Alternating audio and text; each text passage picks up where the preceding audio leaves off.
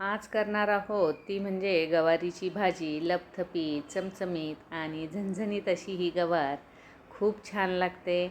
आणि ही जी गवार आहे ती गावरान गवार नाही आहे, हिला पुणेरी गवार पण म्हणतात आणि देसी गवार पण असं म्हटलं जातं. थोडीशी गुळमट म्हणजे थोडीशी गोडसर अशी ही हिची चव असते. तर इथे कोवळ्या गवारी ह्या निवडून घ्यायच्या आहे. तिला जास्त शिरा वगैरे नसतात.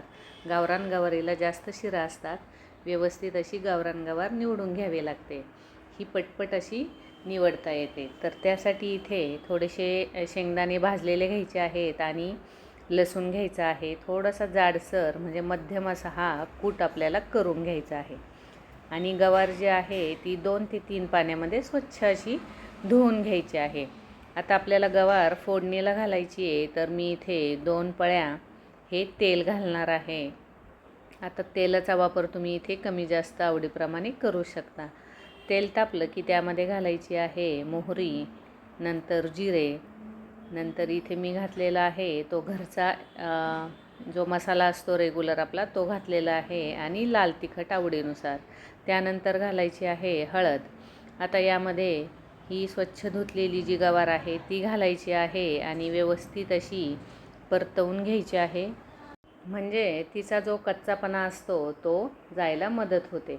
म्हणजे तेलामध्ये व्यवस्थित अशी परतून झाली की लवकर आपली गवार ही शिजली जाते. आता गवार ही परतून झाली की त्यामध्ये घालायचं आहे चवीनुसार मीठ.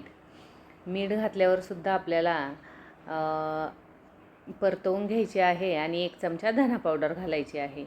आणि त्यानंतर घालायचा आहे हा दाण्याचा कूट आणि व्यवस्थित अशी परतून झाली की त्यामध्ये आपल्याला घालायचं आहे थोडंसं अगदी पाणी. अगदी लपलपीत करायचं आहे म्हणून इथे 2 ते 3 पळ्या मी फक्त पाणी घालणार आहे. म्हणजे गवार ही मस्त अशी मऊसूत शिजली जाते. आणि त्यावर आता झाकण ठेवायचं आहे. झाकण आधेमध्ये एकदा दोनदा गवार परत आपल्याला पलटवून घ्यायची आहे. 10 मिनिटातच ही गवार शिजली जाते. गॅस हा बारीक ठेवायचा आहे आणि बारीक ठेवूनच आपल्याला ही गवार शिजवायची आहे.